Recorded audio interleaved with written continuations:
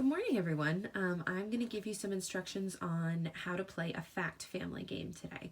So right here, I am going to complete this activity with a whiteboard marker, and this is just a regular binder. So that's what I'm going to do because I have access to that. But if you don't have access to that at home, you can do it on a piece of paper. Just anything that you can find.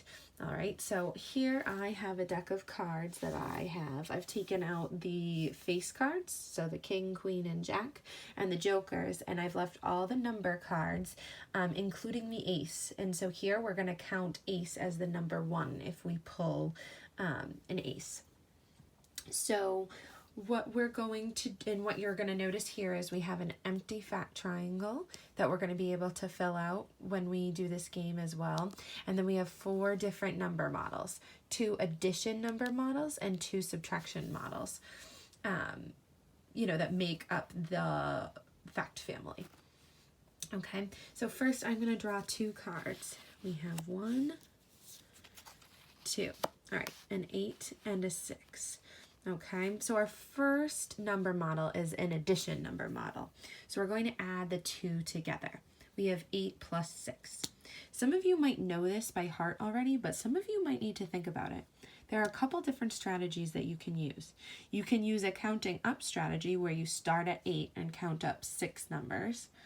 Okay, so 9, 10, 11, 12, 13, 14. So that's a good strategy. Also, sorry that my fingers are black. I've been using them as an eraser. So that is one strategy how you can find the answer. Or on the cards, if you notice, there are the same number of items that are in the suit. So in this case, there's 8 hearts and 6 clubs. So if you needed to use that as a helper, so we know that there are 8 here, 9, 10, 11, 12, 13, 14. Okay, so if some of those facts you'll know by heart, but some you'll need a little bit of practice with. So the first addition number model that we're going to write is 8 plus 6. 8 plus 6. Okay, and we knew that that equaled 14. Okay, so now I'm going to jump over to my fact triangle because this is going to help us think about the next couple of number models. All right, so we know in a fact triangle, we talked about this the other day, that the biggest number is going to go at the top. So of 8, 6, and 14, we know that 14 is going to go at the top. That's going to be our total. We have 8 was the first number that we picked from the cards, and 6 is the last one. Okay. So now, another addition number model, okay, that we're going to have, it wouldn't make sense to say 6 plus 14 equals 8. That's not true. So what we're going to do is we're going to flip-flop these, okay, and we have 1, 2, 3, 4, 5, 6, 7, 8, 9, 10, 11, 12, 13, 14.